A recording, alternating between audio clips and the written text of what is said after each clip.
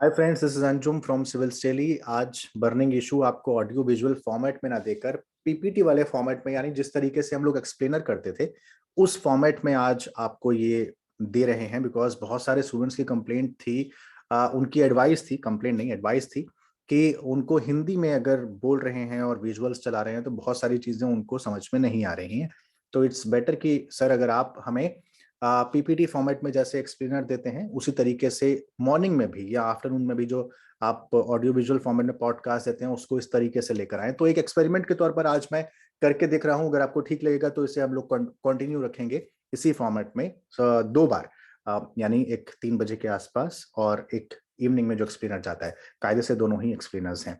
तो आज हम 6 शेड्यूल के बारे में बात करेंगे। क्या लद्दाख को 6 शेड्यूल में इंक्लूड किया जा सकता है? अगर किया जा सकता है तो कैसे, और अगर नहीं किया जा सकता तो क्यों नहीं किया जा सकता है? क्या संविधान में, क्या कॉन्स्टिट्यूशन में इस तरीके कोई प्रावधान है? तो ये हमारा आज का बर्निंग इशू है। पॉलिटिकल लिहाज से इंपॉर्टेंट है, पेपर 2 के लिहाज से इंपॉर्टेंट है, ट्राइबल इश्यूज के लिहाज से इंपॉर्टेंट है। सीडी का यूट्यूब रिचुअल आप जानते हैं, सिद्धार्थ, आद्या, अंजुम, हम 3 लोग हैं। और burning issues, editorial, op-ed, daily current affairs, explainers, MCQs, ये जाते रहते हैं। अगर आपने चैनल सब्सक्राइब नहीं किया है तो सब्सक्राइब कर लें और नोटिफिकेशन बेल को ऑन रखना ना भूलें। अगर आज आपको मेरे पीछे से कुछ आवाजें आ रही हों तो प्लीज उनको अवॉइड कीजिएगा, क्योंकि आज मैं कहीं और हूं और मेरे आसपास कुछ आवाजें बाहर से, रोड से मुझे भी आ रही हैं, तो थोड़ा सा डिस्टरबेंस हो रहा है। तो 6 शेड्यूल के बारे में देख लेते हैं। क्यों न्यूज में था? तो रिसेंटली डिमांड रेज की गई है कि यूनियन टेरिटरी ऑफ लद्दाख को 6 शेड्यूल में शामिल किया जाए for the safe guard of its land, employment, cultural identity, etcetera etcetera. जो लोकल पॉपुलेशन है, ट्राइबल की जनसंख्या काफी ज्यादा है वहां पर। तो उनको बचाने के लिए, उनकी संस्कृति को, उनके रोजगार को, उनकी जमीन को, उनके जंगल को, उन तमाम चीजों को जो कि ट्राइबल्स के लिए जरूरी होती हैं, उनको बचाए रखने के लिए उसको 6 शेड्यूल में आप शामिल कीजिए। आपको पता है कि जब धारा 370, आर्टिकल 370 खत्म किया गया और उसके बाद जम्मू कश्मीर और लद्दाख अलग अलग 2 यूटीज में बदल गए, तो लद्दाख का आप एरिया यहाँ पर देख पा रहे होंगे, है ना? तो इसमें 2 काउंसिल आती हैं, एक लेह और एक करगिल, है ना? ये दिस इज करगिल वाला एरिया, दिस इतना, और ये सारा है लेह का एरिया। लेह में बौद्ध ज्यादा रहते हैं और करगिल में शिया मुस्लिम ज्यादा रहते हैं, if I am not wrong. अगर एक बार आप कंफर्म भी कर लीजिएगा, जहां तक मैं अपने मेमोरी के आधार पर बोल रहा हूं, तो करगिल में मुस्लिम्स बहुल संख्या ज्यादा है और लेह में बौद्ध बहुल संख्या ज्यादा है, बौद्ध वहां पर ज्यादा रहते हैं। तो एमपी जो है लद्दाख से, जामयांग सेरिंग नामग्याल, जिनका बहुत एक स्पीच भी बहुत ज्यादा फेमस हुई थी जब पहली बार वो चुनकर आए थे, तो उन्होंने कहा था 370 जब हट रहा था, तो उन्होंने बहुत ही एक उम्दा स्पीच पार्लियामेंट में दी थी, जिसके बाद वो नजर में आ गए। तो उनका भी कहना था कि भाई हमको उतना ज्यादा विकास हमारा नहीं हो पाया, इट्स बेटर अगर आप हमको 6 शेड्यूल में शामिल कर दें।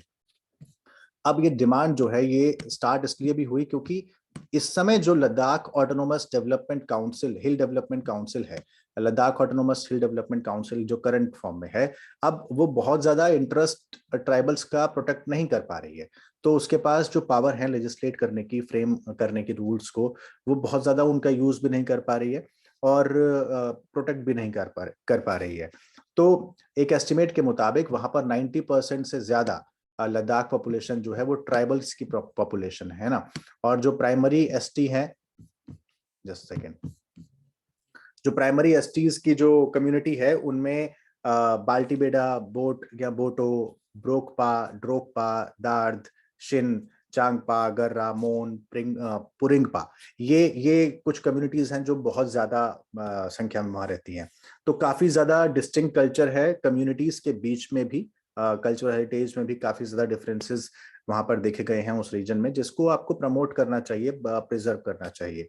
जब से जम्मू कश्मीर की पॉलिसी, डोमिसाइल पॉलिसी चेंज हुई है उस रीजन में, तो ये जो डर है कि हमारे एरिया पर भी अब बाहर के लोग आ जाएंगे और हमारी जमीन और हमारी जमीन पर कब्जा करने वाली चीज, या फिर लैंड खरीदने वाली चीज, या फिर डेमोग्राफी चेंज करने वाली चीज की बाहर के लोगों का बहुत ज्यादा आना जाना रहेगा, तो हमारा कल्चर बच पाएगा या नहीं बच पाएगा जब लोग आके बसेंगे। तो ये भय, ये डर जो है लद्दाख के लोगों में भी बैठ गया है। तो उस भय को दूर करने के लिए, उस डर को दूर करने के लिए इट्स बेटर अगर आप उनको 6 शेड्यूल में शामिल करें, ऐसा वहां के लोगों का और वहां की काउंसिल्स का कहना है।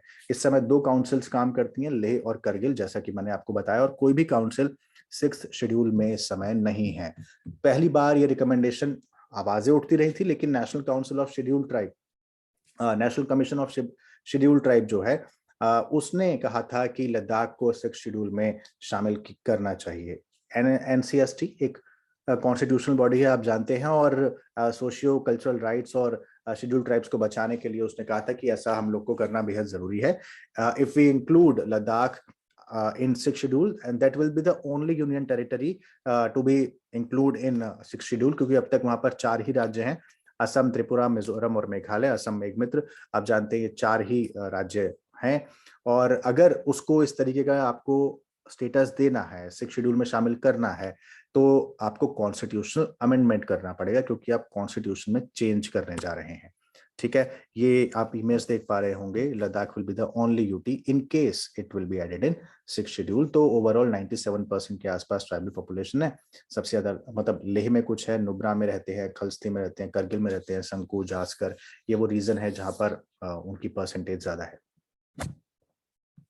Now let's see this image, what is this. देखिए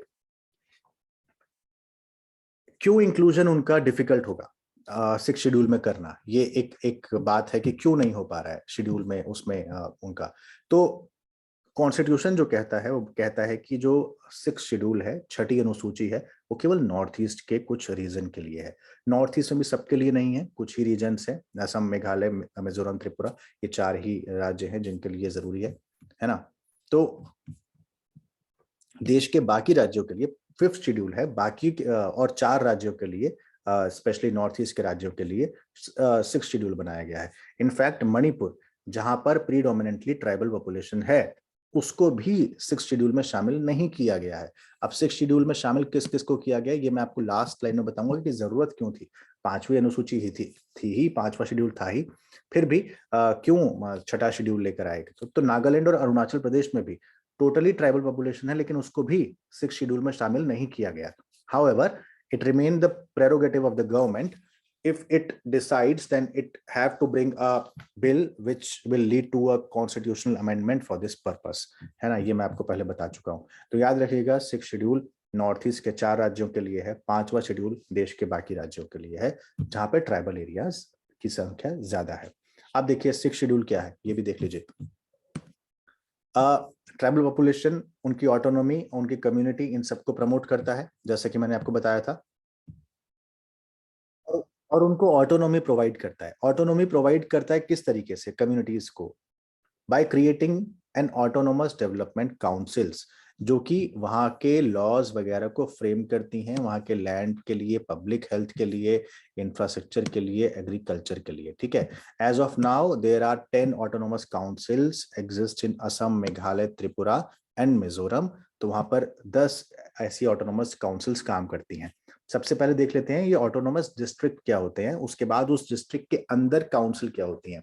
एक डिस्ट्रिक्ट है, उसके अंदर कुछ डिस्ट्रिक्ट काउंसिल काम करती हैं। तो ऑटोनोमस डिस्ट्रिक्ट यानी स्वायत्त जिले क्या होते हैं? तो 4 स्टेट्स हैं, उन चारों स्टेट्स में ऑटोनोमस डिस्ट्रिक्ट्स शामिल हैं। गवर्नर एम्पावर होते हैं किसी ऑटोनोमस डिस्ट्रिक्ट को ऑर्गेनाइज या रीऑर्गेनाइज करने के लिए। याद रखिए, गवर्नर को पावर होती है। If there are different tribes in an autonomous district, the governor can divide the district into several autonomous regions. यानी आप एक डिस्ट्रिक्ट को अलग अलग रीजन्स में विभाजित कर सकते हैं, अगर वहां पर ट्राइबल्स की अलग अलग कम्युनिटीज मौजूद हैं तो ये गवर्नर को अधिकार है। Now the act of parliament और the state legislature directly apply वहां पर ऑटोनोमस डिस्ट्रिक्ट में नहीं होता। अगर होता भी है तो कुछ स्पेसिफाइड मॉडिफिकेशन या एक्सेप्शंस करने होते हैं, ताकि वो उनकी जनसंख्या के हिसाब से वहां पर लागू हो सके। याद रखिएगा। Now what are district council? Each autonomous district, यानी एक डिस्ट्रिक्ट है, each autonomous district had a district council, उसके अंदर कुछ परिषदें होंगी। उस परिषद में, उस काउंसिल में 30 मेंबर्स होंगे, जिसमें 4 मेंबर्स गवर्नर नॉमिनेट करेंगे, और 26 जो हैं एडल्ट फ्रेंचाइजी के आधार पर इलेक्ट होंगे। यानी 26 होंगे चयनित, यानी निर्वाचित, इलेक्टेड, और 4 होंगे नॉमिनेटेड बाय द गवर्नर। तो समझ में आ रहा है आपको, छोटी छोटी एंटिटी डिस्ट्रिक्ट काउंसिल, उस छोटी एंटिटी डिस्ट्रिक्ट काउंसिल, उससे बड़ी entity autonomous district. Autonomous district के अंदर एक डिस्ट्रिक्ट काउंसिल होगी जिसमें 30 मेंबर होंगे, 4 मेंबर गवर्नर करेंगे नॉमिनेट, और 4 मेंबर्स गवर्नर नॉमिनेट करेंगे और 26 मेंबर्स जो है इलेक्टेड होंगे एडल्ट फ्रेंचाइजी के आधार पर। जो इलेक्टेड मेंबर्स होंगे 5 साल के लिए उनका टर्म होगा, unless the council is dissolved earlier and the nominated members has to hold office during the pleasure of the governor. अब ये जो ईच ऑटोनोमस काउंसिल है ना, रीजन होगा, उसकी अपनी अपनी काउंसिल होती है। ये पॉइंट तो हो ही गया। Now what are the powers of the council? जो डिस्ट्रिक्ट और रीजनल काउंसिल होंगी एडमिनिस्टर करेंगी, वो अलग अलग तरीके से एडमिनिस्टर करते हैं। वो बना सकते हैं अपने कानून लैंड पर, फॉरेस्ट के, canal water, shifting cultivation, village administration, inheritance of property, marriage, divorce, social customs वगैरह वगैरह वगैरह। लेकिन इन सभी लॉज को असेंट चाहिए होता है गवर्नर का। जैसे ये सेम है, जो लेजिस्लेटिव असेंबली पास करती है कुछ रूल्स लॉज बनाती है, उसको गवर्नर के पास भेजती है, सेम यहाँ पर है।